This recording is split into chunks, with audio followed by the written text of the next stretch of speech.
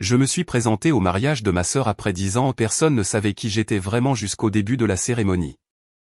Rebecca Mitchell, 32 ans, debout à l'entrée du somptueux lieu de mariage de ma sœur après une décennie d'absence. Mon cœur s'emballe alors que je vois des visages familiers qui n'ont aucune idée de ce que je suis devenu. Ma sœur Amanda, rayonnante, complètement inconsciente de ma véritable identité et de mon but. Mon père prononçant son discours, louant Amanda comme sa seule fille loyale. Je serre le dossier en carton contenant des documents qui vont détruire leur image de famille parfaite. L'organisateur du mariage annonce que c'est l'heure des discours et je me dirige vers le microphone. Si vous regardez ceci et vous êtes déjà senti trahi par les personnes qui auraient dû le plus vous protéger, je veux que vous sachiez que vous n'êtes pas seul. Le drame de ma famille peut sembler extrême, mais les secrets de famille ont une façon de faire surface quand on s'y attend le moins. J'aimerais savoir d'où vous regardez aujourd'hui. Laissez votre localisation dans les commentaires. Si mon histoire résonne en vous, veuillez vous abonner pour entendre plus d'histoires sur le karma familial et la justice rendue. Maintenant, laissez-moi vous ramener là où tout a commencé. J'ai grandi à Fairfield, Connecticut, dans un quartier où les pelouses parfaitement entretenues correspondaient aux vies parfaitement entretenues que les gens prétendaient avoir. Notre colonial de 6 chambres avec sa piscine chauffée et son court de tennis faisait l'envie de beaucoup. Mon père, James Mitchell, était un chirurgien cardiaque respecté à l'hôpital mémorial de Greenwich. Ma mère, Elizabeth, était la mondaine par excellence. Gala de charité, adhésion à des country clubs et une apparence impeccable étaient sa monnaie. Amanda est née 3 ans après moi, et depuis mes premiers souvenirs, je l'adorais. Je lui lisais des histoires avant de dormir, lui tressais les cheveux avant l'école et la protégeais farouchement des méchantes filles de l'Académie Westfield. Nous partagions des secrets sous des cabanes de couverture et nous nous faisions des promesses du petit doigt de nous tenir l'une à l'autre lors de nos mariages un jour. Quand le tonnerre l'effrayait la nuit, elle rampait dans mon lit, et je la tenais jusqu'à ce qu'elle s'endorme. Becca, chuchotait-elle. Promets que nous serons toujours sœurs, quoi qu'il arrive. Je promets, Mandy. Je répondais en utilisant mon surnom spécial pour elle. Rien ne pourrait jamais nous séparer. Mais sous notre image de famille parfaite se cachait de laide vérité dont nous n'étions pas censés parler. Les opérations tardives de mon père servaient souvent de couverture à ses liaisons avec des infirmières et des représentants pharmaceutiques.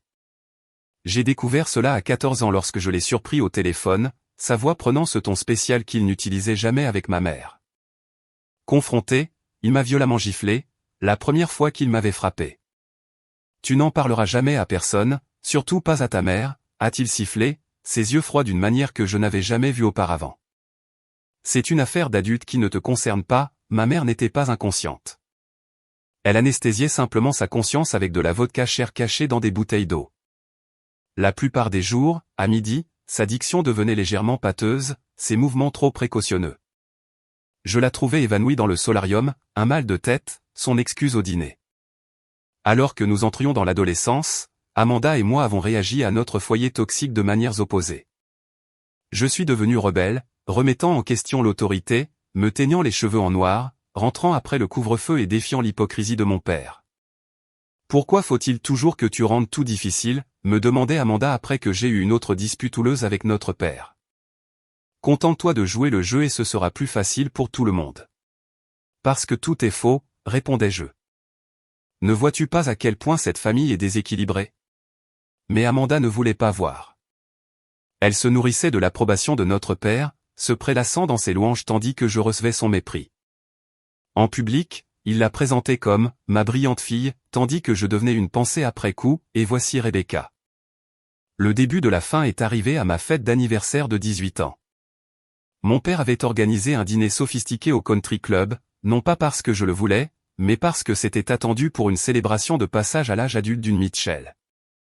Pendant le dîner, j'ai remarqué la main de mon père qui s'attardait trop longtemps sur le bas du dos de notre coordinatrice d'événements de 25 ans.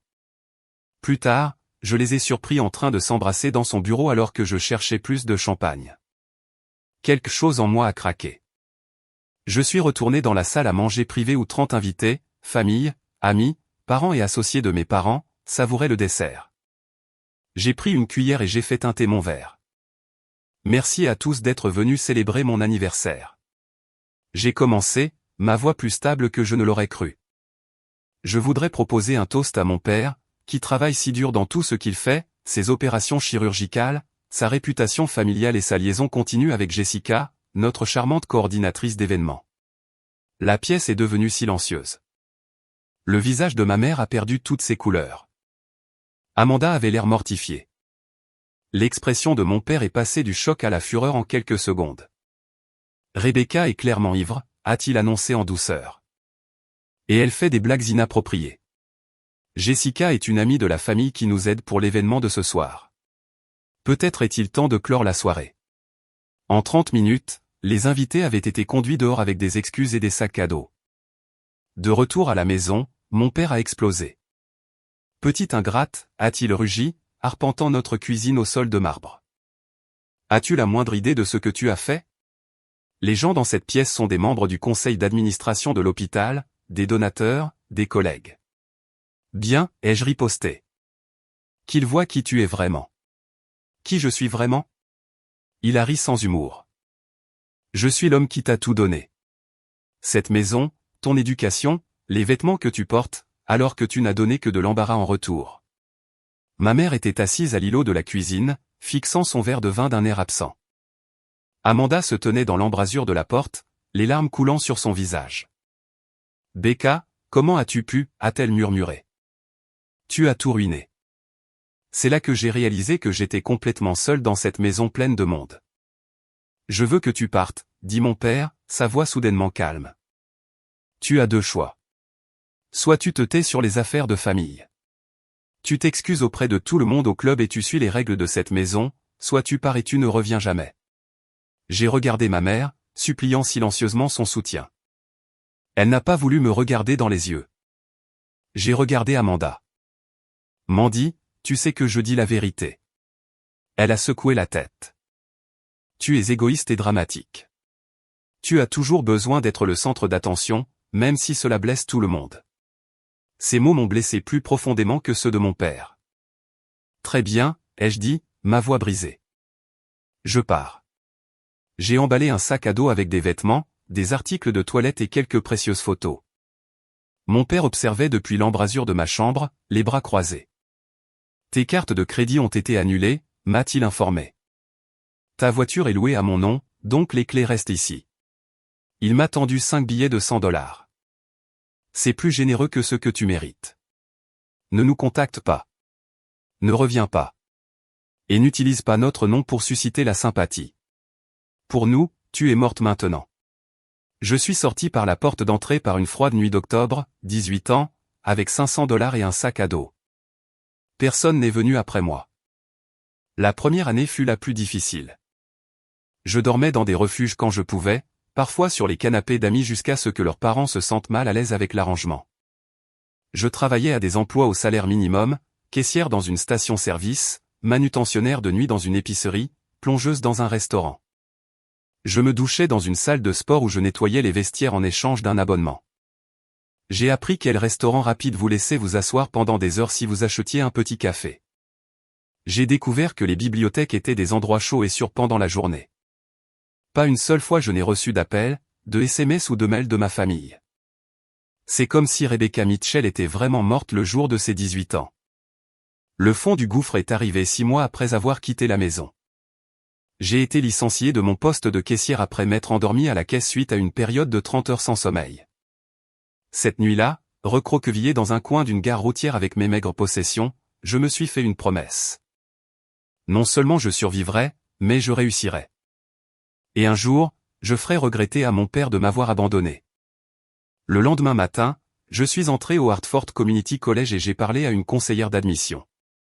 Avec mes excellents relevés de notes du lycée, j'ai été admissible à plusieurs bourses d'études basées sur les besoins et à des programmes d'aide financière.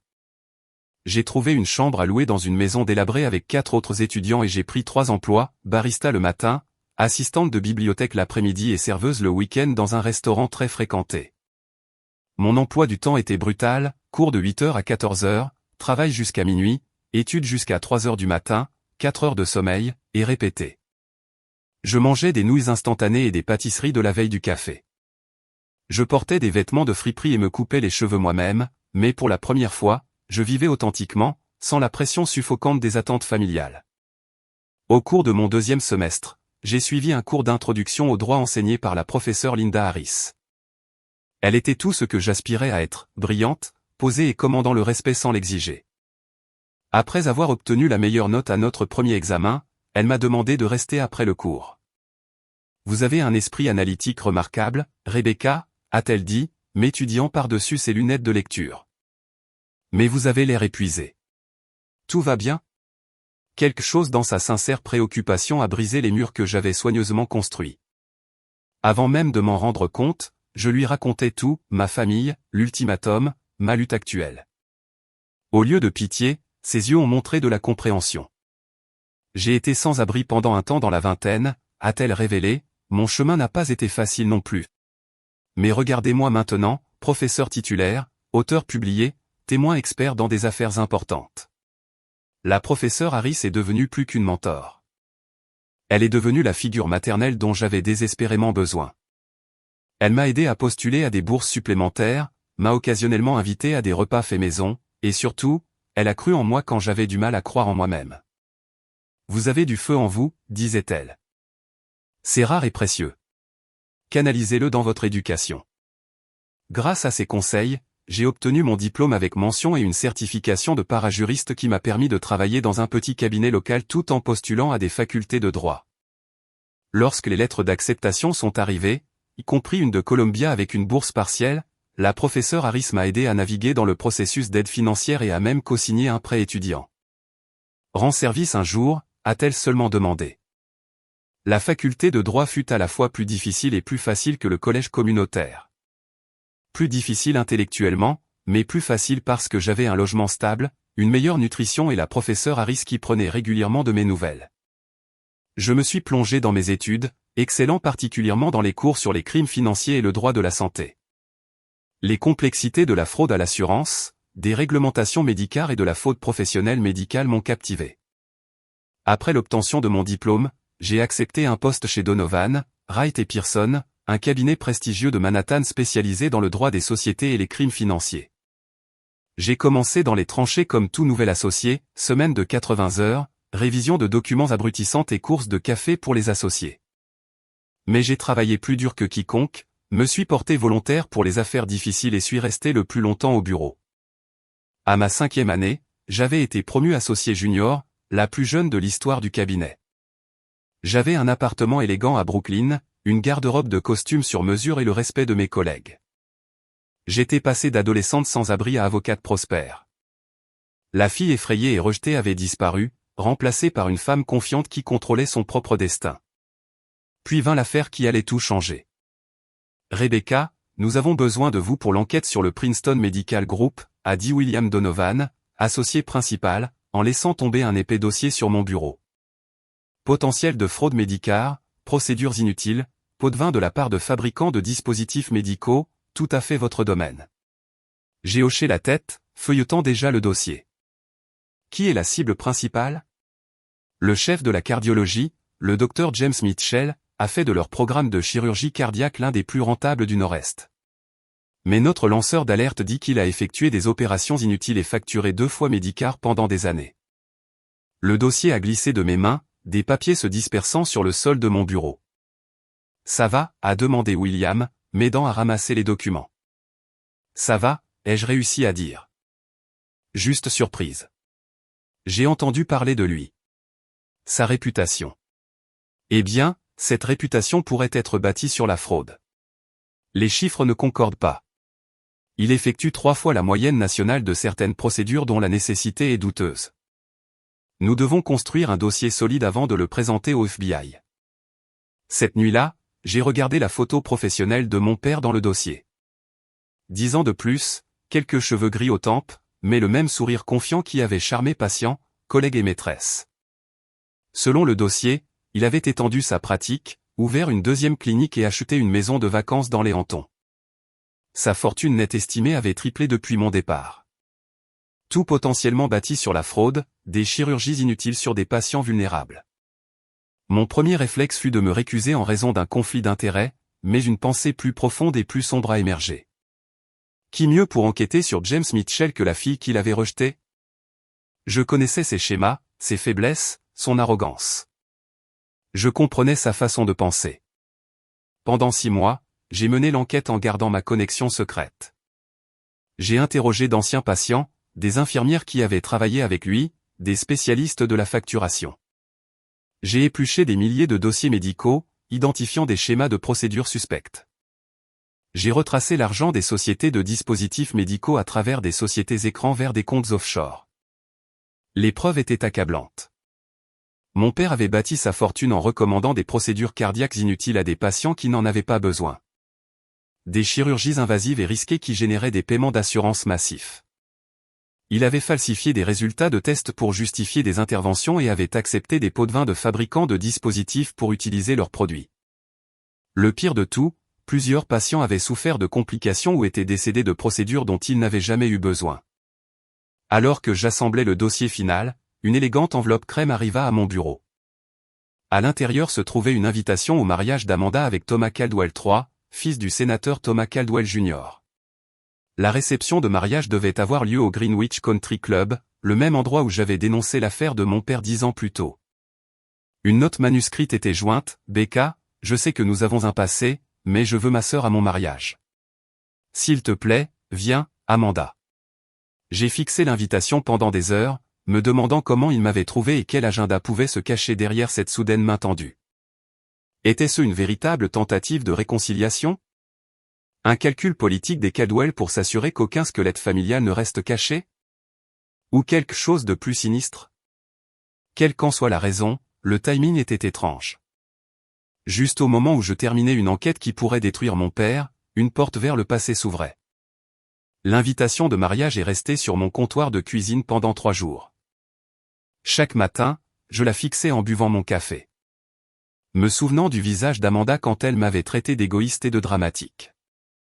Me souvenant des yeux froids de mon père quand il m'avait dit que j'étais morte pour eux. Me souvenant du silence de ma mère. Comment m'avait-il trouvé? J'avais changé de nom professionnel pour Rebecca Monsieur Lawson, utilisant mon initiale du milieu plutôt que d'exposer ma connexion avec la famille Mitchell. Mon adresse était confidentielle, mes réseaux sociaux inexistants. Le 4e jour, j'ai appelé la professeure Harris. Linda, j'ai besoin de vos conseils, ai-je dit quand elle a répondu. Quelque chose de compliqué est apparu. Nous nous sommes rencontrés pour dîner dans un restaurant tranquille du village où je lui ai montré l'invitation et expliqué l'enquête en cours. C'est un sacré dilemme éthique, a-t-elle dit, étudiant l'invitation. Professionnellement parlant, vous auriez dû vous récuser de l'enquête dès le moment où vous avez reconnu le nom de votre père. J'ai hoché la tête, la honte m'envahissant. Je sais. Cependant, elle a poursuivi, l'enquête est maintenant terminée, et les preuves auraient été découvertes quelle que soit la personne qui l'aurait menée.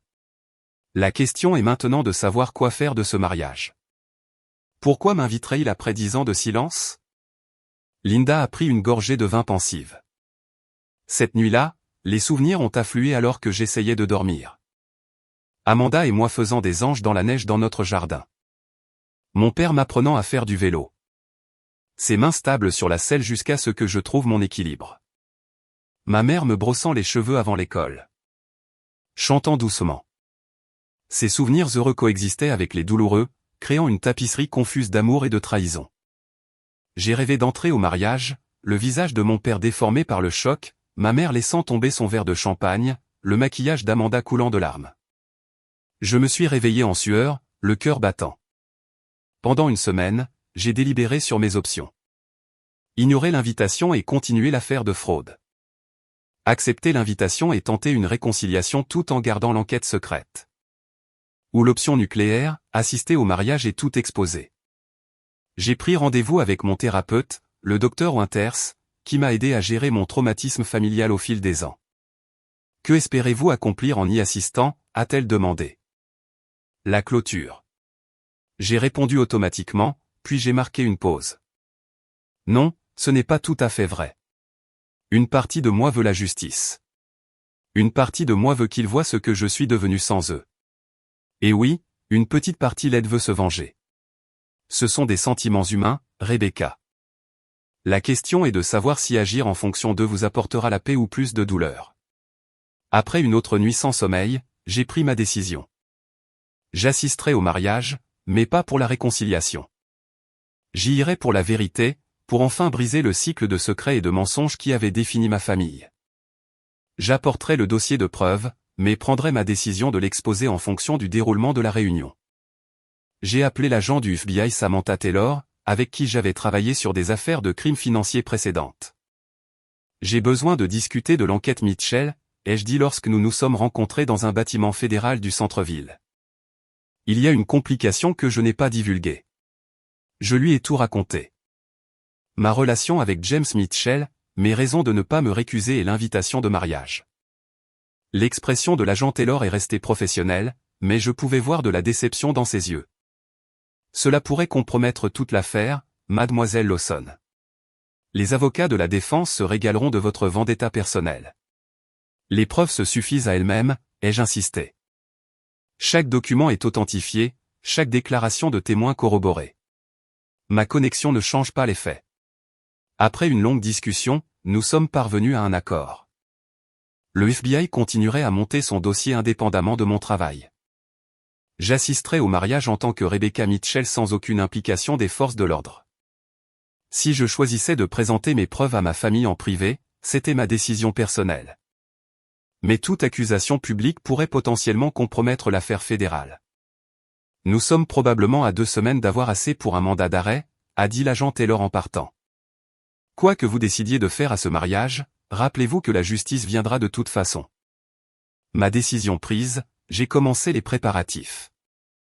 J'ai acheté une robe noire sobre mais chère chez Saks, assez classique pour ne pas attirer l'attention, mais suffisamment sophistiquée pour signaler le succès. J'ai pris rendez-vous pour mes cheveux, mes ongles et mon maquillage. J'ai réservé une chambre au Madison Hotel, à 1 mile du Country Club. J'ai créé un plan de contingence, partageant mon itinéraire avec Linda et mon assistante Nathalie. Si vous n'avez pas de mes nouvelles d'ici dimanche soir, appelez ce numéro, leur ai-je dit, en leur fournissant les coordonnées de l'agent Taylor. La nuit précédant mon départ pour le Connecticut, je me suis assise dans mon appartement, entourée de dossiers et de vieilles photos. J'ai emballé les preuves clés dans un mince dossier Kraft, juste assez pour prouver les crimes de mon père sans compromettre l'intégralité du dossier du FBI.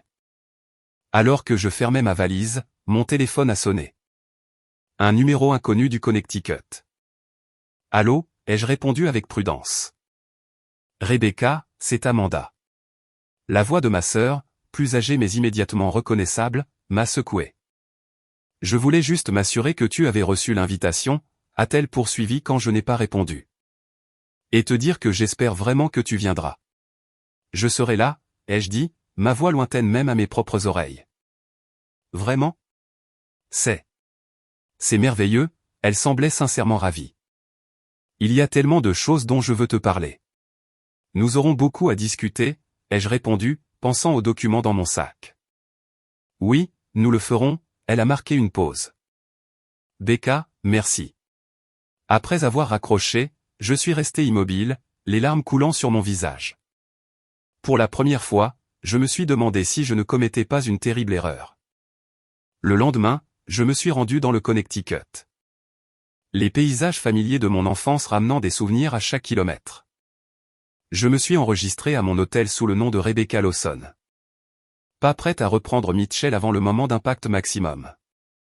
Ce soir-là, je suis passé devant notre ancienne maison, maintenant avec d'autres propriétaires, puis devant le lieu du dîner de répétition d'Amanda. Je me suis garé de l'autre côté de la rue, observant à travers les fenêtres du restaurant ma famille célébrée. Mon père avait l'air distingué dans son smoking, ma mère élégante, quoique fragile. Amanda rayonnait de bonheur nuptial, son fiancé beau et attentif à ses côtés. Il ressemblait à la famille parfaite, tout comme nous l'avions autrefois paru aux étrangers. Je me suis demandé quel secret les Caldwell cachaient derrière leur sourire politique. Je suis retourné à ma chambre d'hôtel et j'ai répété ce que je pourrais dire le lendemain.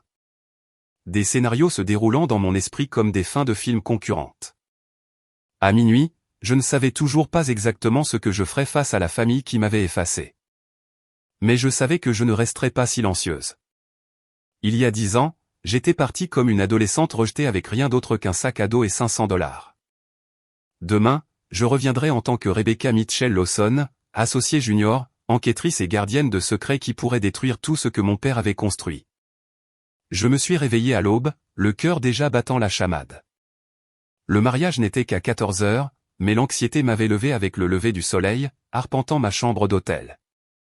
J'ai commandé le service en chambre, mais n'ai pu manger que quelques bouchées de pain grillé. 2 fois, j'ai failli appeler Linda pour lui dire que je me retirais. À 11 heures, j'ai commencé à me préparer, un processus que j'ai délibérément prolongé pour occuper mon esprit en ébullition. J'ai coiffé mes cheveux en un chignon sophistiqué, appliqué un maquillage qui mettait en valeur mes yeux verts, identiques à ceux de ma mère, et j'ai enfin enfilé ma robe. La femme dans le miroir ne ressemblait en rien à l'adolescente rebelle qui avait quitté la maison il y a 10 ans. Elle avait l'air puissante, posée, réussie. Mais quand je fermais les yeux, je me sentais toujours comme cette jeune fille de 18 ans terrifiée qui quittait la seule maison qu'elle ait jamais connue. Tu peux le faire, ai-je murmuré à mon reflet. Tu as survécu à pire qu'un mariage. Alors que je prenais mon sac à main et le dossier en carton, la panique m'a soudainement submergé. Ma poitrine s'est serrée, les respirations devenant courtes et saccadées. Je me suis effondré sur le sol, mon maquillage soigneusement appliqué coulant avec mes larmes.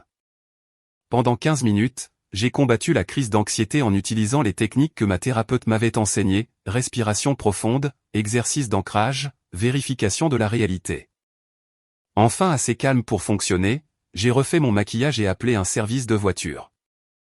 Greenwich Country Club, ai-je dit au chauffeur, ma voix plus stable que je ne l'aurais cru. Le lieu était exactement comme je m'en souvenais. Des terrains bien entretenus descendant vers le long Island Sound, des colonnes blanches encadrant l'entrée, des arrangements floraux plus hauts que des enfants. Des invités en tenue de créateurs et en costume d'été affluaient par les portes, accueillis par des hôtesses vérifiant les noms sur la liste des invités. Non, s'il vous plaît, a demandé une jeune femme avec une tablette. Rebecca Mitchell. Le nom me semblait étranger sur ma langue après des années à me présenter comme Rebecca Lawson. Ses yeux se sont légèrement écarquillés. Oh, mademoiselle Mitchell, vous êtes sur la liste prioritaire. Elle a fait signe à une femme plus âgée qui s'est approchée immédiatement. Mademoiselle Mitchell, je suis Francis, la coordinatrice de mariage. La mariée a laissé des instructions spécifiques pour que vous soyez escortés personnellement à votre arrivée. Son sourire semblait sincère, mais curieux. Voudriez-vous la voir avant la cérémonie? Elle se prépare à l'étage. Non, ai-je dit rapidement. Je vais juste trouver ma place. Bien sûr. Vous êtes à la table 3, la table de la famille pour la réception, pour la cérémonie. Voudriez-vous plutôt vous asseoir avec la famille à l'avant ou à l'arrière, c'est bon? À l'arrière, c'est bon, ai-je dit, je ne voudrais rien perturber.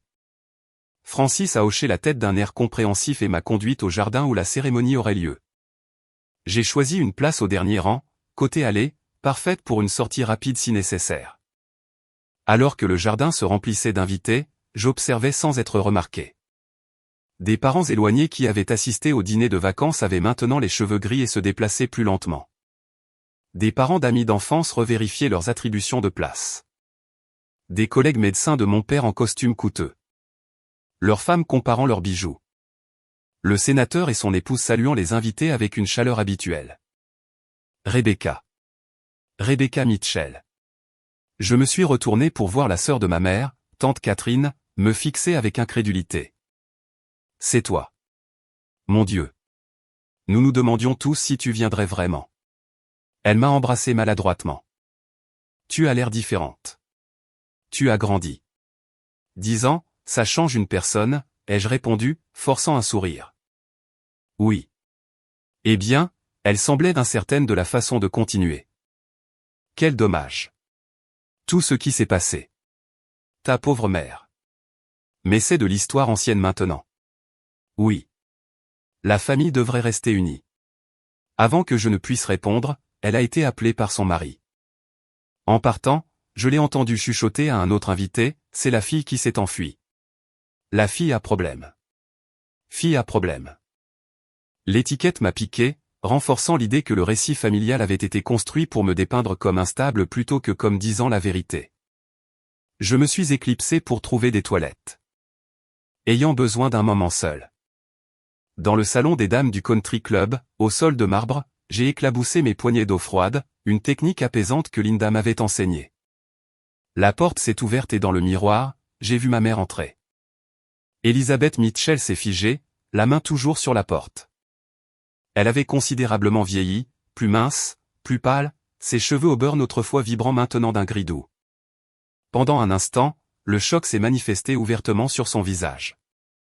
Puis, comme en filant un masque, elle s'est recomposée en parfaite matrone de la société. « Rebecca, tu es venue. » Elle s'est approchée prudemment comme si je pouvais m'enfuir. « Amanda sera ravie. »« Vraiment ?» Je me suis tourné pour lui faire face directement. Ou mon invitation est-elle juste une autre performance de la famille Mitchell? Inviter la fille éloignée pour que personne ne pose de questions gênantes. Ce n'est pas juste. Elle a jeté un coup d'œil vers la porte, baissant la voix.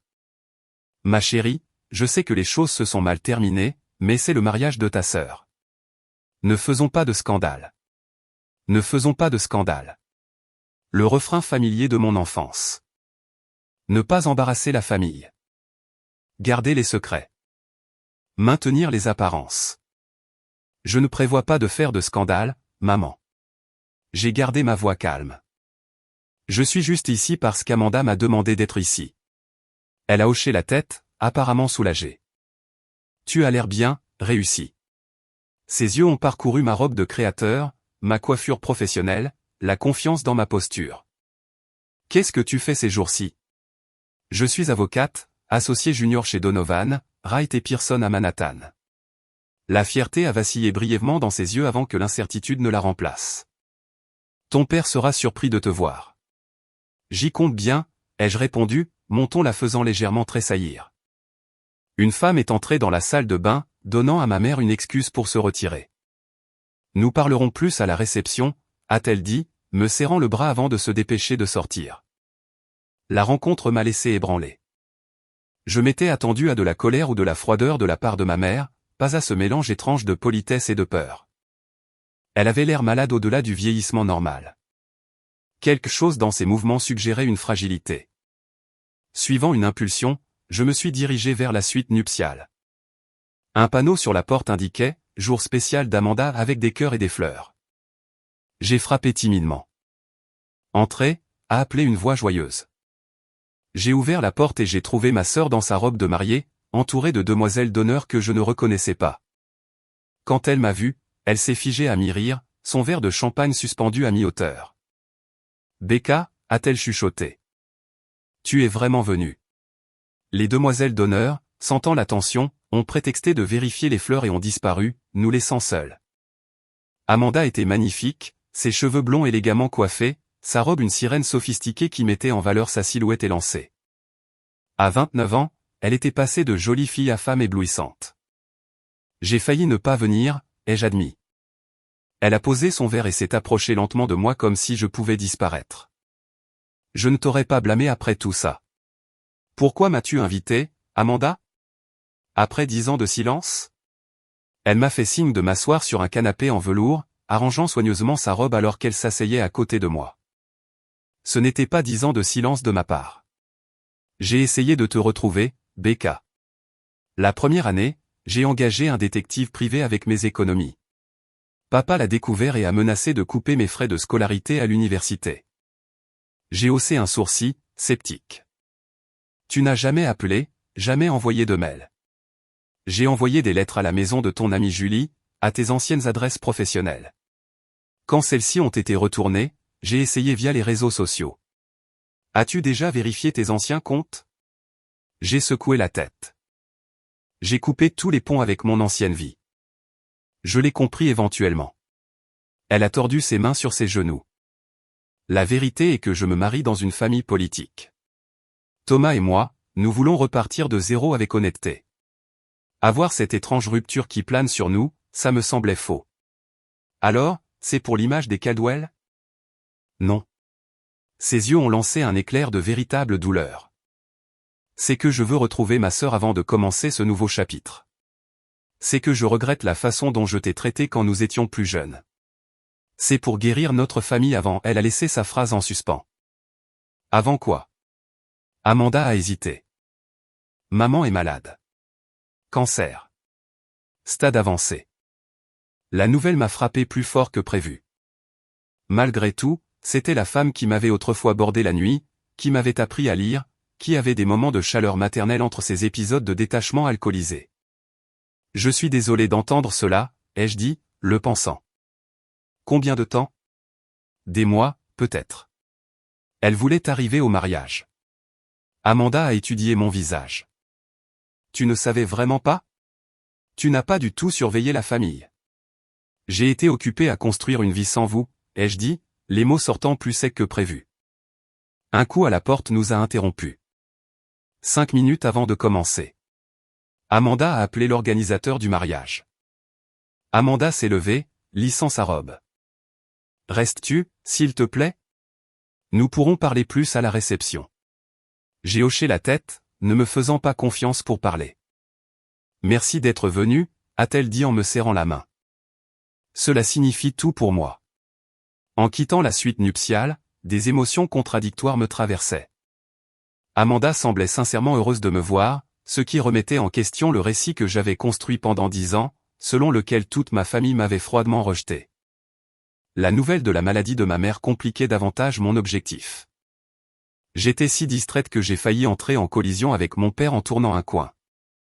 James Mitchell avait l'air plus âgé, mais toujours imposant, cheveux argentés parfaitement coiffés, son smoking manifestement sur mesure, sa posture militaire droite. Quand il m'a reconnu, son expression est passée rapidement du choc à la colère, puis au calcul. « Rebecca » a-t-il dit, sa voix contrôlée. « Que fais-tu ici » ? J'ai été invité, ai-je répondu d'une voix égale. Par Amanda, sa mâchoire s'est serrée. Sans me consulter. C'est son mariage, pas le tien. Il a jeté un coup d'œil autour de lui, remarquant des invités proches qui essayaient de ne pas fixer notre échange tendu. Nous devrions en discuter en privé. Rien à discuter, ai-je dit. Je suis ici pour la cérémonie, puis la réception. Demain, je serai parti. Pourquoi maintenant, a-t-il demandé dans un chuchotement dur. Après tout ce temps, peut-être que ma famille me manque, ai-je suggéré, mon ton indiquant clairement le contraire. Ou peut-être que j'étais curieuse de l'homme qu'Amanda épouse. Les Caldwell sont une dynastie politique impressionnante, après tout. À la mention des Caldwell, l'expression de mon père a changé subtilement. La peur a vacillé dans ses yeux avant qu'il ne la masque. Quoi que tu prévois, ne le fais pas. Ce jour est important pour des connexions qui vont au-delà de notre famille. Des connexions, ai-je répété, toujours le pragmatique. Il s'est approché, sa voix baissant encore. Pourquoi t'ont-ils laissé entrer? Tu n'étais pas sur la liste des invités que j'ai approuvés. Donc, il avait essayé de me bloquer. Intéressant. Amanda a dû te contredire, ai-je dit, appréciant son inconfort. Elle semble assez déterminée à avoir sa sœur à son mariage. La musique a commencé à jouer dans le jardin, signalant que la cérémonie était sur le point de commencer. L'ami et avocat de mon père, Richard Porter, s'est approché rapidement. James, ils sont prêts pour que tu escortes Amanda jusqu'à l'hôtel. Il m'a remarqué et a eu un double regard. Est-ce ma fille Rebecca? Mon père a confirmé avec raideur. Elle partira bientôt. En fait, je l'ai corrigé, je resterai pour la réception. Table 3, je crois. Table de famille. La couleur a fui le visage de mon père. Il a échangé un regard significatif avec Porter avant de se tourner vers moi. Nous continuerons cette discussion plus tard. Tandis qu'il s'éloignait pour s'acquitter de ses fonctions de père de la mariée, je l'ai remarqué chuchotant de toute urgence à Porter, qui a hoché la tête à plusieurs reprises, son expression grave. Ils étaient inquiets de ma présence, et ils avaient raison de l'être. J'ai vu comment les familles peuvent tisser des toiles de mensonges et de secrets qui piègent tout le monde à l'intérieur. Tandis que je suis assise ici à regarder ma sœur jurer fidélité à un homme issu d'une puissante famille politique, je me demande combien d'entre vous ont connu ce moment où la trahison familiale devient claire comme le jour. Si vous trouvez que cette histoire vous touche particulièrement, j'apprécierais que vous lui donniez un pouce bleu afin que d'autres puissent la trouver également. La cérémonie est sur le point de se terminer, et bientôt je ferai face à la famille qui m'a effacé lors de la réception. Restez avec moi. La confrontation que vous attendiez arrive ensuite. La cérémonie de mariage fut parfaite. Amanda rayonnait en échangeant ses vœux avec Thomas, qui la regardait avec une adoration sincère. Mon père joua son rôle à merveille, le père fier qui donne sa fille, son discours sur les valeurs familiales et l'engagement suscitant des murmures d'appréciation parmi les invités. Ma mère essuyait ses larmes avec un mouchoir monogrammé. Le sénateur Caldwell rayonnait de l'alliance que sa famille formait avec une dynastie médicale respectée. Seul moi savais à quel point c'était une mascarade. Pendant la transition vers la réception, je me suis tenu à l'écart, observant de loin les invités se mêler autour de cocktails sur la terrasse. Plusieurs fois, j'ai surpris mon père me regardant nerveusement en parlant avec Porter. 2 fois, j'ai remarqué ma mère se dirigeant vers moi, puis changeant d'avis. La réception a commencé par un dîner somptueux dans la salle de bal principale. Fidèle au plan de table, j'étais placé à la table 3 avec la famille immédiate, mes parents, les Caldwell et la sœur de Thomas. La tension était palpable sous les politesses forcées. Alors Rebecca, le sénateur Caldwell s'adressa directement à moi. Amanda nous dit que vous êtes avocate à New York. Un parcours professionnel impressionnant. Merci, sénateur. Je me spécialise dans les crimes financiers. Mon père s'étouffa légèrement avec du champagne. Domaine fascinant, continua le sénateur, inconscient du malaise de mon père. Des affaires intéressantes que vous pourriez partager? Sans détails confidentiels, bien sûr. En fait, j'ai récemment terminé une enquête sur la fraude aux soins de santé, ai-je répondu, regardant directement mon père. Un éminent chirurgien pratiquant des procédures inutiles, falsifiant des dossiers, acceptant des pots de vin. Le schéma habituel de la cupidité au détriment des soins aux patients. Les jointures de mon père blanchirent autour de sa fourchette. Ma mère semblait confuse. Ça ressemble à un travail important, commenta la mère de Thomas. Protéger les patients vulnérables de l'exploitation. C'est exactement comme ça que je le vois, Madame Caldwell. Personne ne devrait profiter de souffrances inutiles. Avant que la conversation ne puisse continuer, l'organisateur du mariage annonça qu'il était temps pour les discours. Mon père se leva, redressant sa veste de smoking, et se dirigea vers le microphone à l'avant de la salle de bal. Mesdames et messieurs, en tant que père de la mariée, j'ai le privilège de vous accueillir tous à cette joyeuse occasion. Son discours fut éloquent, parlant des réalisations d'Amanda dans son enfance, de sa gentillesse, de son avenir radieux avec Thomas. Il parla de l'héritage et des valeurs familiales, de la confiance sacrée entre parents et enfants. À chaque mot hypocrite, ma détermination se renforçait. Lorsqu'il eut terminé sous des applaudissements appréciatifs, l'organisateur du mariage consulta sa liste. Ensuite, nous écouterons la demoiselle d'honneur, puis le témoin. Je me levai. En fait, j'aimerais dire quelque chose. L'organisateur eut l'air désemparé. Vous n'êtes pas au programme, mademoiselle Mitchell.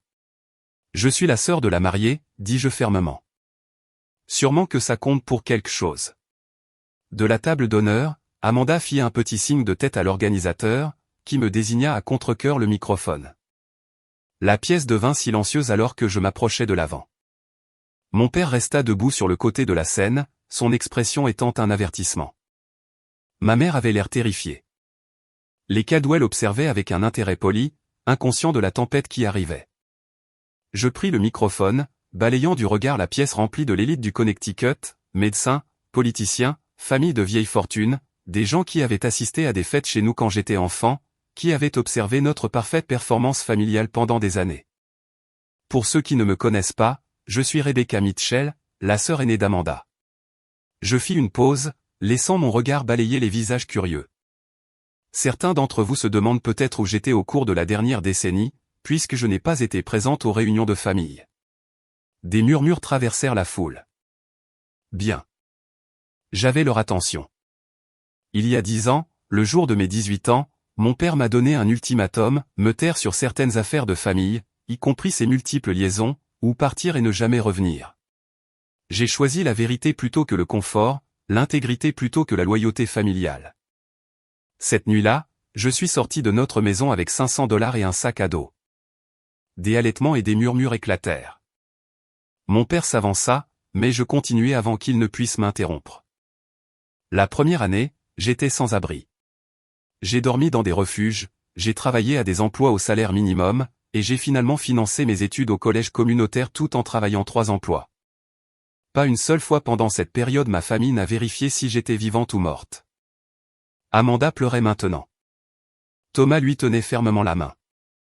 Ma mère avait le visage dans les mains. Mon père faisait frénétiquement signe à Porter.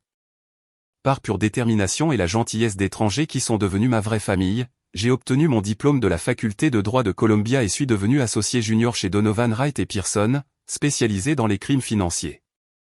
J'ai ouvert le dossier Kraft que j'avais apporté au pupitre, ce qui m'amène à la vraie raison pour laquelle j'ai accepté l'invitation d'Amanda. Il y a 6 mois, mon cabinet a été chargé d'enquêter sur une fraude médicale potentielle au Princeton Medical Group, spécifiquement la pratique du Dr James Mitchell, qui a effectué des procédures cardiaques inutiles sur des patients âgés. Falsifier des résultats de tests pour justifier des interventions et accepter des pots de vin de fabricants de dispositifs médicaux. La pièce éclata en exclamations choquées. Le sénateur Caldwell se leva brusquement, le visage livide. Mon père se jeta vers la scène, mais 2 des amis militaires de Thomas lui bloquèrent le chemin. J'ai ici des documents prouvant qu'au cours des 8 dernières années, mon père a effectué au moins 300 chirurgies inutiles, entraînant 12 décès de patients et des millions de dollars en réclamations médicales frauduleuses. J'ai brandi plusieurs papiers, des relevés bancaires montrant des paiements via des sociétés écrans, des témoignages d'infirmières et de techniciens qui avaient été contraints de falsifier des données. Elle ment, hurla mon père. C'est une vengeance d'une fille mentalement instable. Elle n'a aucune preuve. En fait, j'ai des copies de tout, ai-je répondu calmement. Comme sur commande, les portes de la salle de bal s'ouvrirent et l'agent Taylor entra avec 2 autres agents. Il ne faisait pas partie de mon plan, mais apparemment, il surveillait la situation. James Mitchell, annonça l'agent Taylor, nous avons un mandat d'arrêt pour vous, pour fraude aux soins de santé, fausse déclaration et négligence criminelle ayant entraîné la mort. Le chaos éclata. Les invités se levèrent, les téléphones enregistrant la scène sans précédent. Les Caldwell se regroupèrent, le personnel de sécurité les entourant. Mon père fut menotté, protestant toujours de son innocence et réclamant son avocat. Au milieu de la cohue, je remarquai ma mère effondrée sur sa chaise, un garde de sécurité appelant une assistance médicale. Amanda se fraya un chemin à travers la foule vers moi, sa robe de mariée flottant autour d'elle. « Comment as-tu pu » cria-t-elle en atteignant le podium. « Aujourd'hui de tous les jours. » Mais il y avait quelque chose d'inattendu dans son expression. Non pas seulement de la colère, mais du soulagement. Comme si un fardeau avait été levé. « Tu savais. J'ai réalisé que tu soupçonnais que quelque chose n'allait pas. » Elle détourna le regard. J'avais des doutes. Des commentaires de papa qui ne correspondaient pas, mais je n'imaginais pas une telle ampleur. Amanda. Le sénateur Caldwell appela sèchement. Nous partons maintenant. Thomas s'approcha, le visage grave. Amanda, mes parents insistent pour que nous partions immédiatement. Ils parlent d'annulation, de gestion des dégâts. Amanda regarda sa bague, puis moi, puis Thomas. Dis-leur que je sors tout de suite. Quand il partit, elle se tourna vers moi. Il y a 10 ans, je t'ai trahi en gardant le silence. Je ne referai plus cette erreur. Elle prit une profonde inspiration. Es-tu venu ici juste pour te venger ou y a-t-il une partie de toi qui voulait renouer? Les deux, ai-je admis. Je voulais la justice, mais en te voyant, ma sœur m'a manqué. Elle hocha la tête, des larmes coulant sur son maquillage soigneusement appliqué. Ce n'est pas comme ça que j'imaginais la fin de mon mariage.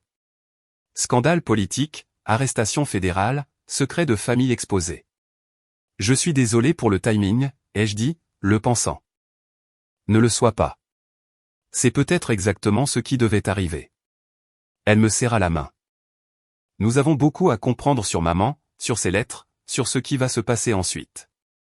De l'extérieur, la voix du sénateur Caldwell retentit. Amanda, maintenant. Elle leva les yeux. Je dois m'occuper de ma nouvelle belle famille. Mais ce n'est pas fini, Becca. On se parle demain. Alors qu'Amanda partait naviguer dans les retombées politiques de son mariage, je suis resté dans la pièce tranquille, les émotions m'envahissant par vagues. La justice que j'avais cherchée pendant une décennie était arrivée, mais elle me semblait vide comparée aux révélations sur la maladie de ma mère, ses regrets et les lettres mystérieuses qu'elle avait mentionnées. J'étais venu pour exposer des secrets et détruire la famille qui m'avait rejeté.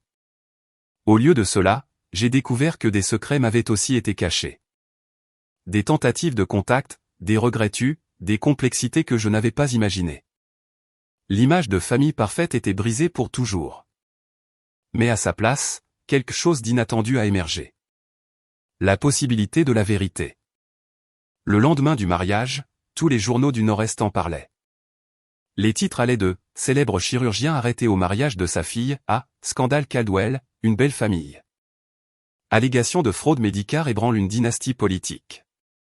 Mon nom figurait dans plusieurs articles, identifié à la fois comme la fille brouillée et l'avocate qui avait aidé à monter le dossier. J'ai quitté mon hôtel tôt, évitant les journalistes qui avaient d'une manière ou d'une autre découvert où je logeais. Amanda a appelé alors que je rentrais à New York. Les Caldwell sont en pleine crise, a-t-elle dit, sa voix haletante d'avoir pleuré. Le père de Thomas a toute son équipe de campagne qui travaille à se distancer de papa. Ils font pression pour une annulation. Que veux-tu, ai-je demandé, réalisant que personne ne lui avait probablement posé cette question. Un long silence a suivi. Je ne sais plus. Tout ce que je croyais savoir sur notre famille, sur mon avenir, tout a changé en 24 heures. Où es-tu maintenant? Dans un hôtel près du country club. Les Caldwell ont insisté pour que nous annulions la lune de miel. Ils ont prévu une conférence de presse pour demain où Thomas et moi sommes censés exprimer notre choc et notre consternation face au crime présumé de papa. Présumé, ai-je répété, Amanda, il n'y a rien de présumé là-dedans. J'ai vu les preuves. Je sais, a-t-elle chuchoté. Je te crois. C'est pourquoi c'est si difficile. Elle a pris une inspiration tremblante. Pouvons-nous nous rencontrer?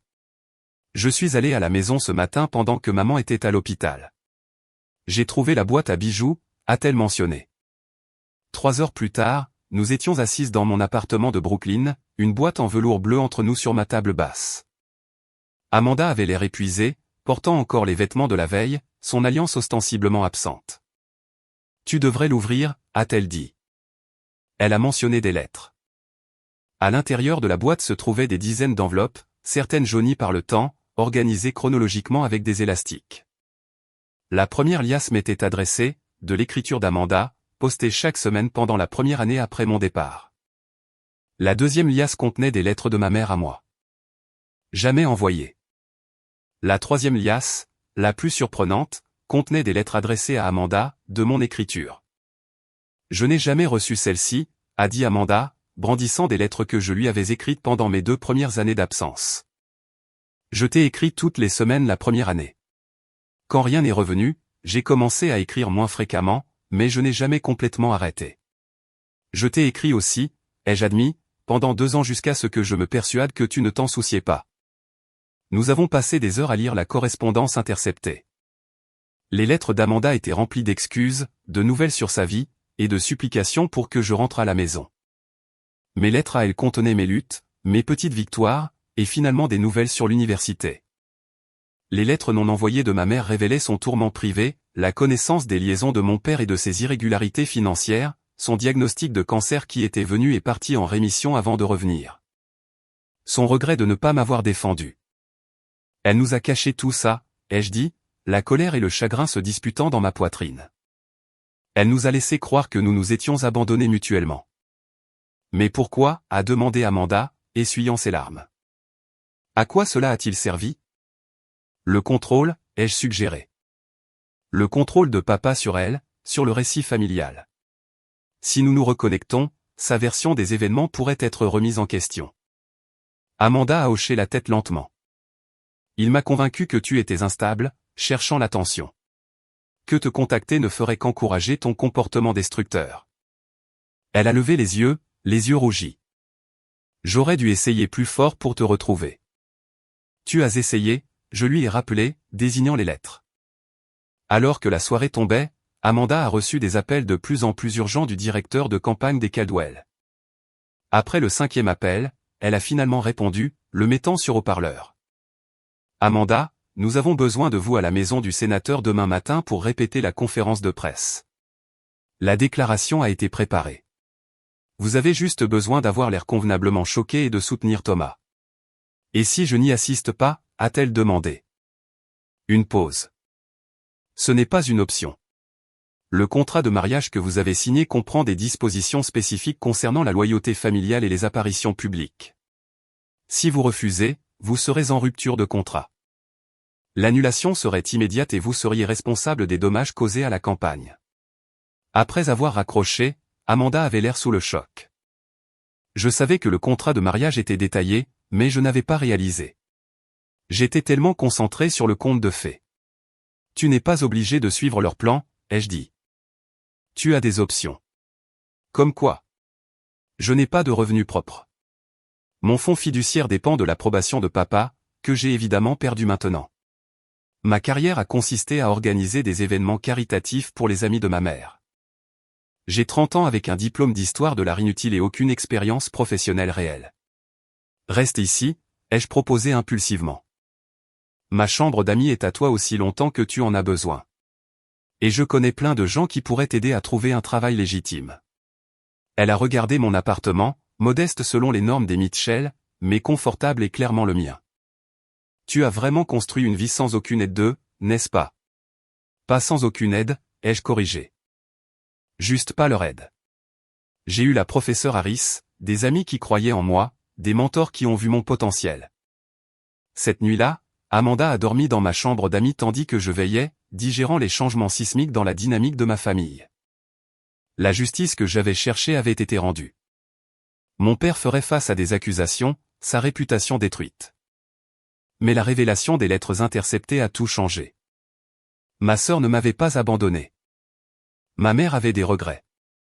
Le récit en noir et blanc que j'avais construit pendant 10 ans avait des nuances de gris que je n'avais jamais anticipées. Le lendemain matin, j'ai appelé au travail, expliquant que j'avais besoin de temps personnel pour gérer des affaires familiales. William Donovan s'est montré compréhensif, mais inquiet des potentiels conflits d'intérêts. Le cabinet pourrait devoir se distancier officiellement de votre lien personnel avec l'affaire Mitchell, a-t-il expliqué. Pas une mesure disciplinaire, juste un nettoyage procédural. Je comprends, ai-je dit, soulagé de ne pas être carrément renvoyé. Amanda est sortie de la chambre d'amis l'air plus reposé mais toujours perdu. Maman a appelé. Elle sort de l'hôpital aujourd'hui. Les traitements contre le cancer ont été suspendus pendant cette crise. Où ira-t-elle? À la maison, je suppose, bien qu'avec les actifs de papa gelés en attendant l'enquête, je ne suis pas sûr combien de temps elle pourra y rester. Nous avons rendu visite à ma mère cet après-midi-là. Elizabeth Mitchell semblait petite dans son lit d'hôpital, mais ses yeux étaient plus clairs que je ne les avais vus depuis des années. Vous avez trouvé les lettres, a-t-elle dit quand nous sommes entrés ensemble. J'ai hoché la tête, m'asseyant à côté d'elle. Pourquoi, maman? Pourquoi nous avoir tenus séparés? Elle a fermé les yeux brièvement. Votre père m'a convaincu que c'était pour le mieux. Que le contact ne ferait que vous nuire à toutes les deux, et j'étais faible, j'avais peur de perdre le peu de stabilité que j'avais. Elle m'a regardé directement. C'était impardonnable, mais je vous demande pardon quand même.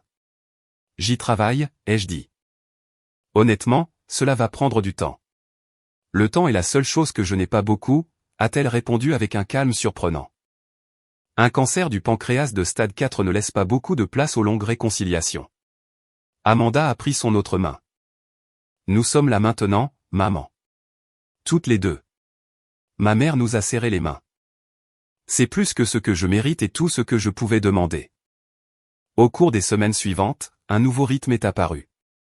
Amanda a officiellement emménagé dans ma chambre d'amis, choisissant de rompre avec les Caldwell malgré leurs menaces légales. Ma mère a emménagé dans un établissement de soins palliatifs près de mon appartement où Amanda et moi lui rendions visite quotidiennement. Mon père est resté sous la garde fédérale, la libération sous caution lui ayant été refusée en raison d'un risque de fuite. L'attention médiatique a été intense au début. Des journalistes ont campé devant mon immeuble et nous ont suivis jusqu'à l'hospice. L'histoire avait tout, fraude médicale, scandale politique, drame familial. Amanda et moi n'avons donné aucune interview, nous concentrant plutôt sur la reconstruction de notre relation et les soins à notre mère. Au travail, j'ai été retiré de toutes les affaires de fraude aux soins de santé, mais autrement autorisé à continuer mes fonctions. L'enquête du FBI a progressé sans mon implication, bâtissant un dossier étanche contre mon père et plusieurs complices, y compris son directeur de cabinet et 2 autres médecins de sa pratique. Amanda luttait avec sa nouvelle réalité. De belles filles de sénateurs à civils éclaboussés par le scandale, de mondaines aisées à trentenaires au chômage. Mais elle a également fait preuve d'une résilience remarquable, postulant à des emplois dans l'administration muséale et occupant un poste temporaire dans une galerie locale. J'ai toujours voulu travailler dans le monde de l'art, a-t-elle avoué un soir alors que nous partagions un plat à emporter dans mon salon. Mais papa a insisté pour que ce ne soit pas une carrière digne d'une Mitchell. Qu'est-ce que tu voulais d'autre que tu n'as pas poursuivi à cause de lui, ai-je demandé. Elle a réfléchi un instant. Voyager autrement que vers des stations balnéaires de luxe. Des amis qui n'étaient pas socialement avantageux. Une relation basée sur l'amour plutôt que sur un pédigré approprié. Elle a souri tristement. J'étais la bonne fille qui est restée, mais d'une certaine manière, tu étais plus libre en partant. Un mois après le mariage, nous avons appris que mon père voulait nous voir. Contre mon meilleur jugement, j'ai accepté d'accompagner Amanda au centre de détention fédéral. James Mitchell avait vieilli de plusieurs années en quelques semaines. Ses vêtements de créateur remplacés par une combinaison. Sa présence imposante diminuée par l'incarcération. Il a néanmoins tenté de contrôler la conversation dès le moment où nous nous sommes assis en face de lui. Cette affaire sera classée, a-t-il commencé sans salutation. Mon avocat dépose des requêtes pour supprimer des preuves obtenues sous de faux prétextes par un membre de la famille avec une vendetta. Le FBI a monté son dossier indépendamment, je lui ai rappelé que mon enquête n'était que le point de départ. Il a écarté cela d'un revers de main. J'ai besoin que vous fassiez toutes les deux des déclarations pour me soutenir. Des témoins de moralité. La solidarité familiale. Amanda et moi avons échangé des regards. C'est pourquoi tu voulais nous voir, a-t-elle demandé. Pas pour t'excuser ou t'expliquer. Il n'y a rien à s'excuser, a-t-il insisté. Tout ce que j'ai fait, c'était pour cette famille. Pour vous donner la vie que vous méritiez. En pratiquant des chirurgies inutiles sur des patients âgés. Ai-je contesté. En risquant des vies pour le profit, en construisant une pratique qui pouvait soutenir notre style de vie, a-t-il répliqué. La médecine est une affaire, Rebecca. J'ai simplement maximisé les rendements. Des gens sont morts, papa, a dit Amanda doucement. De vraies personnes. Il a eu la décence d'avoir l'air momentanément mal à l'aise avant que ses défenses ne se réaffirment. Les complications médicales arrivent. C'est pourquoi nous avons une assurance contre la faute professionnelle. Nous sommes partis 30 minutes plus tard, après avoir refusé ses demandes de soutien. Dans le parking, Amanda s'est effondrée. Il essaie toujours de nous contrôler, a-t-elle sangloté. Il ne peut toujours pas admettre qu'il a eu tort. Je la serrai dans mes bras, mes propres émotions, un mélange complexe de justification et de chagrin. Il ne changera peut-être jamais, Amanda. Certaines personnes ne peuvent pas faire face à leurs propres échecs. Alors nous devons nous assurer que nous ne sommes pas comme lui, a-t-elle dit, redressant ses épaules. Alors que nous retournions en ville, un poids que j'avais porté pendant 10 ans commençait à se lever. La justice que j'avais cherchée se déroulait par des voies légales. La sœur que j'avais pleurée était de retour dans ma vie. La mère que j'avais ressentie montrait un véritable remords dans ces derniers mois. Rien de tout cela n'effaçait le passé. Le rejet, les années de lutte, la douleur de l'abandon.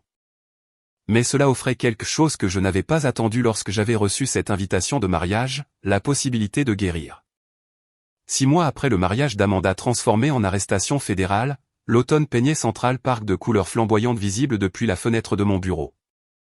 Sur mon bureau trônait une photo encadrée d'Amanda et moi au jardin botanique de Brooklyn. Nos bras autour l'une de l'autre, des sourires sincères sur nos visages. À côté, une carte de rappel pour l'horaire de l'hospice de ma mère. Le procès de James Mitchell était prévu pour janvier. L'accusation avait monté un dossier accablant, dossier financier, témoignages de patients, témoins coopérants de sa pratique médicale. Son avocat avait tenté de faire utiliser mon implication dans l'enquête initiale pour supprimer des preuves, mais le juge a statué que le travail indépendant du FBI était recevable, quelle que soit l'origine de l'affaire. Mon père a refusé d'accepter un accord de plaidoyer, maintenant son innocence malgré des preuves accablantes. Sa licence médicale avait été suspendue, ses actifs gelés, sa réputation détruite. La maison du Connecticut était en procédure de saisie, son contenu étant catalogué pour une vente potentielle afin d'indemniser les victimes. L'état de ma mère s'était rapidement détérioré. Le stress du scandale semblait accélérer son déclin, bien qu'elle ait insisté sur le fait que c'était libérateur que les secrets de la famille soient enfin exposés. J'ai vécu dans de belles prisons pendant des décennies, m'a-t-elle dit lors d'un après-midi lucide. D'abord les attentes de mes parents, puis le contrôle de ton père. Cela ne me dérange pas de mourir, Rebecca. Je regrette juste de ne pas avoir vécu authentiquement en premier. Ces moments de lucidité sont devenus de plus en plus rares à mesure que son régime de gestion de la douleur s'intensifiait. Amanda avait pris un congé familial de son nouveau travail au Metropolitan Museum of Art pour passer plus de temps à l'hospice, dormant souvent dans le fauteuil inclinable à côté du lit de notre mère. Ma propre carrière s'était stabilisée après les bouleversements initiaux. Bien que je ne sois plus impliqué dans les affaires de fraude aux soins de santé, mon expertise en crime financier restait précieuse pour le cabinet. William Donovan avait même suggéré que je pourrais être envisagé pour un poste d'associé à part entière lors de la prochaine série de promotion. Votre travail sur l'affaire Mitchell a fait preuve d'une diligence et d'une attention aux détails extraordinaires, a-t-il dit lors de mon évaluation de performance. Hormis les complications personnelles, l'enquête elle-même était exemplaire. La professeure Harris, Linda, comme elle insistait maintenant que je l'appelle, était devenue une visiteuse régulière de mon appartement. Apportant souvent des repas faits maison et offrant un soutien émotionnel alors que nous naviguions dans la crise familiale. Vous avez bouclé la boucle, a-t-elle observé un soir alors que nous partagions le dîner. De l'étudiante sans abri luttant pour survivre à l'avocate prospère rendant justice et reconstruisant les liens familiaux. Pas tout à fait bouclé la boucle, je l'ai corrigé. Je ne suis pas la même personne qui a quitté le Connecticut il y a 10 ans. Je ne veux plus de réconciliation à leurs conditions. Je veux la vérité, quelle qu'elle soit. Par un matin d'octobre vif, l'appel que j'attendais et redoutais est arrivé. La voix d'Amanda était calme, mais lourde de larmes. Maman est partie. Elle est décédée paisiblement dans son sommeil. Les funérailles ont eu lieu 3 jours plus tard dans une petite chapelle près de l'hospice. Bien que le nom Mitchell ait autrefois eu une présence sociale significative dans le Connecticut, la fréquentation était clairsemée. Quelques amis fidèles de ma mère, des parents éloignés, Amanda et moi, et une poignée de membres du personnel de l'hospice qui s'étaient attachés à Elizabeth. Mon père a été autorisé à assister sous surveillance, vêtu d'un costume au lieu de sa combinaison de prisonnier, les menottes retirées pour le service, mais 2 agents fédéraux l'encadrant tout au long. Il avait l'air diminué, sa posture confiante remplacée par des épaules voûtées, sa présence imposante réduite à celle d'un homme vieillissant faisant face aux doubles pertes de liberté et de sa femme de 35 ans. Le service fut simple et honnête. Pas de grands éloges sur une épouse et une mère parfaites, mais plutôt la reconnaissance d'une femme complexe qui avait fait des erreurs mais cherchait la rédemption dans ses derniers jours. Amanda a magnifiquement parlé des sensibilités artistiques de notre mère, de sa connaissance de la littérature, de ces moments de chaleur qui ponctuaient notre éducation par ailleurs formelle. J'ai partagé des souvenirs d'elle m'apprenant à jouer du piano, de nos voyages dans les musées de New York, et de la joie sincère qu'elle trouvait dans les belles choses. Aucune de nous n'a mentionné son alcoolisme, sa complaisance envers le comportement de notre père, ou son rôle dans notre séparation. Ces vérités avaient été reconnues en privé entre nous et avec elle avant sa mort. Le service public n'avait pas besoin de plus de déballage.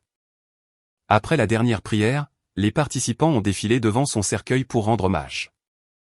Quand ce fut le tour de mon père, il est resté immobile, fixant le visage paisible de sa femme. Pendant un instant, son masque a glissé et un véritable chagrin a transformé ses traits. Il a posé sa main sur le cercueil, a chuchoté quelque chose que seul lui et Elizabeth partageraient, puis a laissé les agents le conduire. Devant la chapelle, alors que les participants se dispersaient vers leur voiture pour la procession au cimetière, mon père fut autorisé à nous parler un bref instant avant de retourner en détention. « Votre mère vous aimait toutes les deux, dit-il, sa voix plus rauque que je ne l'avais imaginé. Malgré tout. Nous savons, répondit Amanda. Elle nous l'a dit. Il hocha la tête, l'air soudain plus vieux que ses 63 ans. J'aimerais vous revoir avant le procès. Amanda me regarda, se soumettant à ma décision. Nous y réfléchirons, ai-je dit, sans m'engager ni refuser catégoriquement. Alors que les marshals le conduisaient au véhicule de transport, il se retourna une fois. Je l'aimais, vous savez, à ma façon. Votre façon, répétai-je. Après l'enterrement, Amanda et moi sommes retournés à mon appartement, épuisés par le chagrin et le poids de l'histoire familiale. Nous sommes restés silencieuses pendant longtemps, sirotant du thé et regardant les lumières de la ville apparaître à la tombée de la nuit. Que se passe-t-il maintenant ? Demanda finalement Amanda. Nous continuons, ai-je dit simplement. Un jour à la fois. Dans les semaines qui ont suivi, de nouvelles habitudes se sont installées. Amanda a trouvé un appartement dans mon quartier, suffisamment proche pour des dîners réguliers ensemble, mais nous permettant à toutes les deux une indépendance. Elle a prospéré dans son rôle au musée, ses connaissances en histoire de l'art trouvant enfin une application productive. J'ai poursuivi ma carrière juridique, orientant progressivement mon attention vers la défense des victimes âgées d'exploitation financière. Nous avons visité notre maison d'enfance une dernière fois avant qu'elle ne soit vendue aux enchères. Traverser les pièces vides qui contenaient autrefois tout notre monde était surréaliste. La salle à manger formelle où d'innombrables dîners de famille silencieux s'étaient déroulés. L'escalier que j'avais gravi en furie lors d'arguments d'adolescence. La chambre d'Amanda avec ses murs rose fanés. Ma propre chambre dépouillée de personnalité après mon départ. Dans le placard de ma mère, nous avons trouvé une petite boîte ignifuge contenant des certificats de naissance, de vieilles photographies et un journal qu'elle avait tenu sporadiquement au fil des ans. Le lire ensemble sur le sol de sa chambre vide nous a apporté à la fois de la douleur et de la guérison. Ses pensées privées révélaient une femme plus consciente d'elle-même que nous ne l'avions réalisé. Piégée dans un mariage qu'elle avait contracté pour la sécurité plutôt que par amour. Combattant la dépression avec l'alcool et le déni.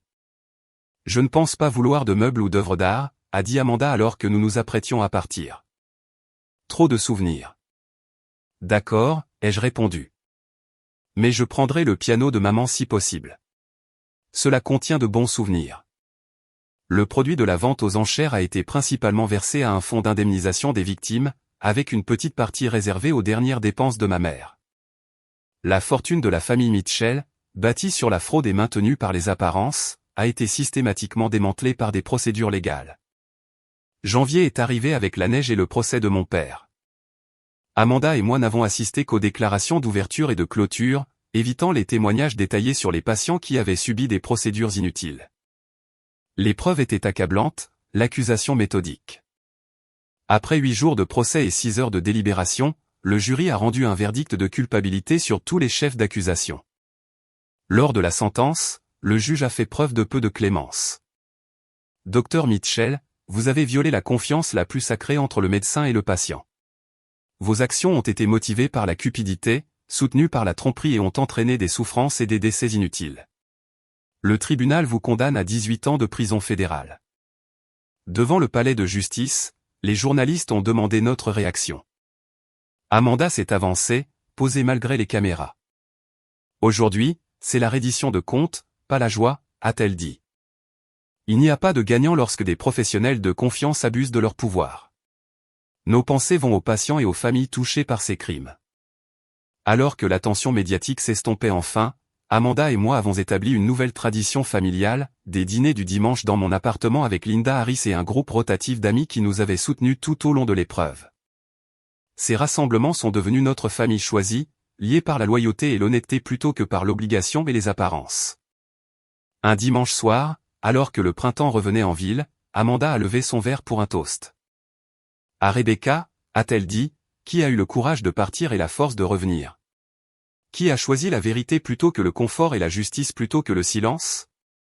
Linda a ajouté, et à vous deux pour avoir reconstruit ce qui était brisé sur une base d'honnêteté cette fois. Plus tard ce soir-là, après le départ de tout le monde, Amanda m'a aidé à nettoyer, notre silence confortable témoignant de notre reconnexion. Te demandes-tu parfois ce qui se serait passé si tu n'étais pas parti cette nuit-là, a-t-elle demandé en séchant soigneusement un verre de vin. Parfois, je l'avoue. Mais je ne serais pas devenue celle que je suis. Et tu ne serais pas devenue celle que tu es maintenant. C'est vrai, a-t-elle hoché la tête, bien qu'il ait fallu tout perdre pour me retrouver.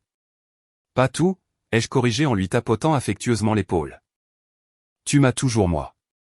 Sur mon bureau, cette photo encadrée de nous servait de rappel quotidien que la famille n'est pas définie par le sang seul, mais par qui se tient à vos côtés à travers la vérité, pas les mensonges.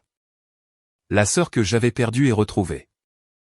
Le chemin à suivre que nous construisions ensemble. La famille Mitchell telle qu'elle existait autrefois avait disparu. La façade de la perfection brisée.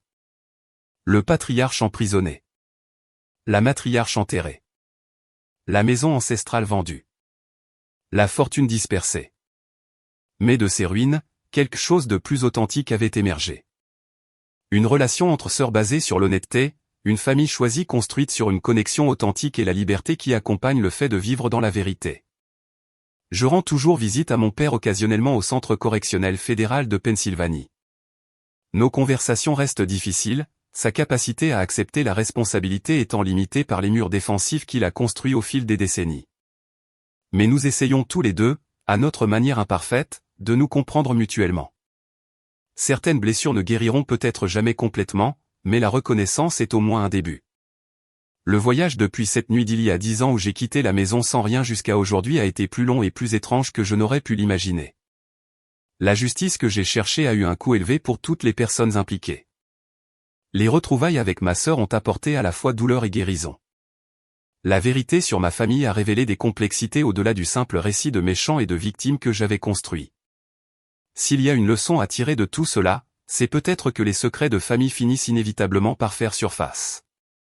Et plus ils sont enfouis longtemps, plus ils causent de dégâts lorsqu'ils sont révélés. Ou peut-être est-ce que la vraie famille vous soutient par l'honnêteté, pas par la commodité. Ou simplement qu'il n'est jamais trop tard pour reconstruire ce qui a été brisé, si vous êtes prêt à commencer par la vérité. Votre famille a-t-elle connu des moments où la vérité et la loyauté se sont affrontées? Avez-vous déjà dû choisir entre maintenir la paix et vous exprimer? Vos expériences comptent, et j'aimerais les lire dans les commentaires ci-dessous. Si cette histoire de secret de famille et de justice éventuelle a résonné en vous, veuillez appuyer sur le bouton j'aime pour que d'autres puissent la trouver également. N'oubliez pas de vous abonner pour plus d'histoires réelles sur la dynamique familiale et le chemin compliqué vers la guérison. Merci d'avoir été témoin de mon parcours, de paria familial à l'obtention d'une justice attendue depuis longtemps et à la reconstruction de ce qui était brisé. Parfois, les vérités les plus dures mènent à la guérison la plus nécessaire.